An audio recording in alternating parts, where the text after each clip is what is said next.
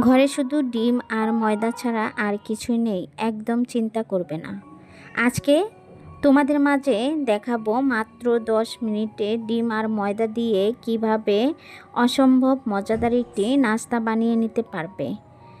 এই নাস্তাটি মুখে দেওয়ার সাথে সাথেই মিলিয়ে যাবে, এতটাই মজাদার হয়। হ্যালো ভিউয়ার্স, আসসালামু আলাইকুম। কেমন আছো সবাই? যে যেখান থেকে আমার ভিডিওটি দেখছো, আশা করি সবাই অনেক ভালো আছো। প্রথমে আমি একটা মিক্সিং বাটি নিয়েছি আর এখানে সামান্য পরিমাণের পানি দিয়ে নিয়েছি, দিয়ে দিলাম স্বাদমতো লবণ। এখন এর মধ্যে অ্যাড করে দিলাম পরিমাণ মতো সাদা তেল। 1 টেবিল চামচ চিনি এখানে দিয়ে নিলাম। তোমরা চাইলে চিনিটা স্কিপ করতে পারো, তবে ঝাল খাবারের সাথে যদি সামান্য পরিমাণে চিনি অ্যাড করা যায় তাহলে সেই খাবারটার টেস্ট আরও দ্বিগুণ হয়ে যায়। এখন এর মধ্যে অ্যাড করে দিচ্ছি পরিমাণ মতো মরিচের গুঁড়া, দিয়ে দিব হলুদের গুঁড়া, দিয়ে দিব ভাজা জিরা গুঁড়া। তোমরা চাইলে কিন্তু এই নাস্তাটি মিষ্টি মিষ্টি বানিয়ে নিতে পারো, তবে আমি আজকের নাস্তা রেসিপিটি একদম ভিন্ন ধরনের বানিয়ে নিচ্ছি। মিষ্টি খাবার খেতে খেতে একঘেয়েমি মনে হয়, তাই মাঝে মধ্যে ঝাল কিছু খেতে মন চায়। সেজন্যই আজকের রেসিপিটি তোমাদের সাথে শেয়ার করছি। তোমরা যারা ঝাল খাবার পছন্দ করো তারা কিন্তু এই নাস্তাটি ঝটপট করে বানিয়ে নিতে পারো।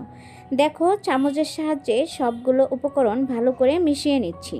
আমি এখানে তেল দিয়ে নিয়েছি, তোমরা চাইলে তেলের পরিবর্তে এখানে বাটার দিয়েও কিন্তু নাস্তাটা পারফেক্টভাবে বানিয়ে নিতে পারবে।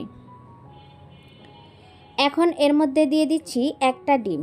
একটা ডিমেই আজকের নাস্তাটা আমি বানিয়ে নেব। তোমরা যদি চাও তাহলে ডিমের পরিমাণটা বাড়িয়ে দিতে পারো, তবে নাস্তাটা কতটুকু বানাবে সেটার উপরে নির্ভর করবে ডিমের পরিমাণটা। এখন চামচের সাহায্যে ডিমটা ভালো করে সবগুলো উপকরণের সাথে মিশিয়ে নিচ্ছি। একটা জিনিস সবসময়ই খেয়াল রাখবে, যে কোনো জিনিসই যদি একটু ধৈর্য ধরে আস্তে আস্তে সময় নিয়ে করা যায় তাহলে কিন্তু সেই জিনিসটা অনেকটাই পারফেক্ট হয়।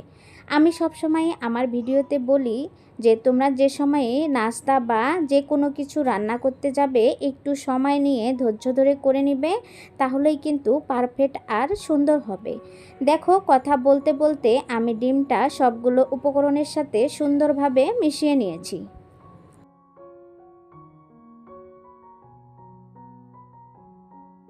এ পর্যায়ে এসে এর মধ্যে অ্যাড করে দিব হাফ কাপ ময়দা। আজকের নাস্তাটা আমি হাফ কাপ ময়দা দিয়েই বানিয়ে নিব।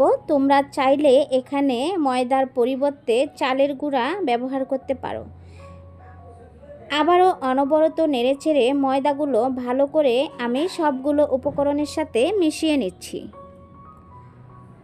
আজকের এই হেলদি নাস্তা রেসিপিটি তোমাদের কাছে ভালো লাগলে ভিডিওটি লাইক দিয়ে দেখে নেবে।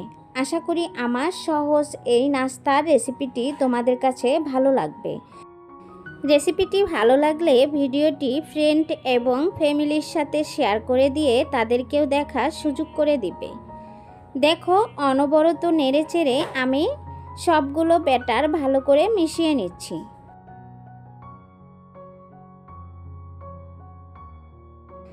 এ পর্যায়ে এসে আমার মনে হয়েছে এখানে পানির পরিমাণটা একটু কম হয়েছে, সেজন্য আমি এর মধ্যে সামান্য পরিমাণের পানি অ্যাড করে দিয়েছি।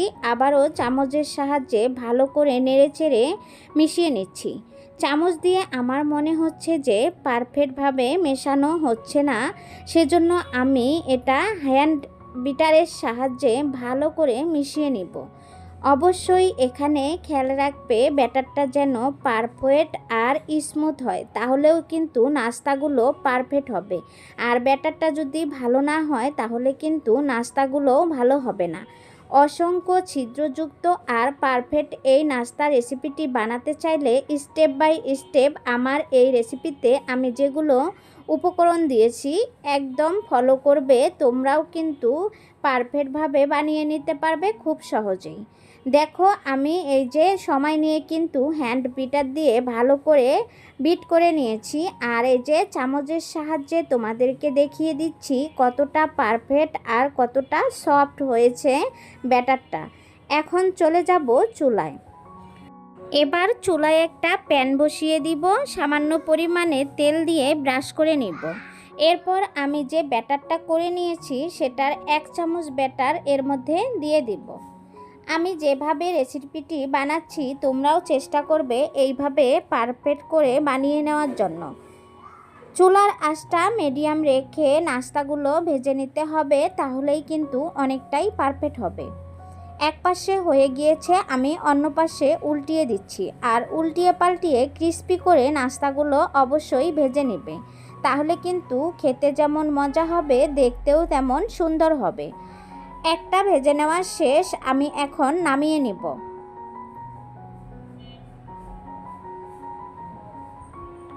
একইভাবে আমি সবগুলো নাস্তাই বানিয়ে নিব। এখন আমি প্যানের মধ্যে একসাথে 3টা নাস্তা বানিয়ে নিব। এর জন্য এখানে আমি 3 চামচ ব্যাটার দিয়ে নিব। তোমরা চাইলে একটা একটা করে বানিয়ে নিতে পারো, আবার একসাথে অনেক কয়টাই বানিয়ে নিতে পারো। তোমাদের সুবিধা অনুযায়ী তোমরা কিন্তু সবগুলো নাস্তাই বানিয়ে নিতে পারো। আমি একসাথে 3টা বানিয়ে নিব, এতেও কিন্তু নাস্তাগুলো অনেকটাই পারফেক্ট হবে।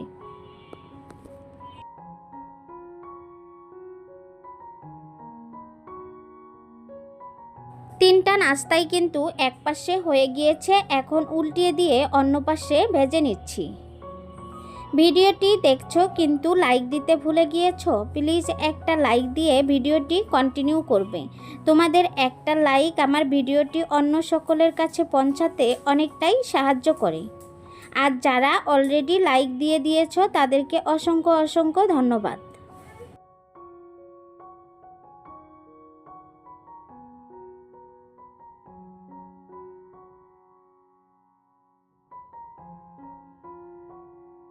উল্টিয়ে পাল্টিয়ে 3টা নাস্তাই আমি ক্রিস্পি করে ভেজে নিয়েছি, এখন আমি এক এক করে তুলে নিচ্ছি।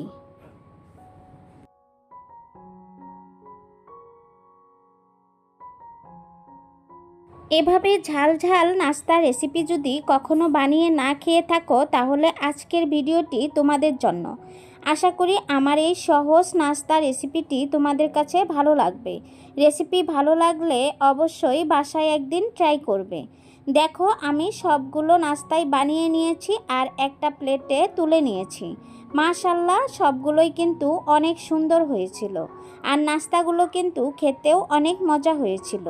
এভাবে নাস্তা বানিয়ে কিন্তু বাচ্চাদের স্কুলের টিফিনেও দিয়ে দিতে পারো, তারা কিন্তু অনায়াসে খেয়ে নিতে পারবে। আবার সকাল বা বিকালে চায়ের আড্ডায় কিন্তু এই নাস্তাগুলো পারফেক্টভাবে বানিয়ে নিতে পারো। আশা করি আমার আজকের নাস্তা রেসিপিটি তোমাদের কাছে অনেক বেশি ভালো লেগেছে। রেসিপিটি ভালো লাগলে চ্যানেলটি সাবস্ক্রাইব করে দিয়ে পাশে থাকা বেল আইকনটি অন করে রেখে দিবে। আজকের মতো এখানেই বিদায় নিচ্ছি, আবারও কথা হবে নেক্সট কোনো ভিডিওতে। এ পর্যন্ত সবাই ভালো থাকবেন, সুস্থ থাকবেন, সবাই সবার পরিবারের খেয়াল রাখবেন। আল্লাহ হাফেজ।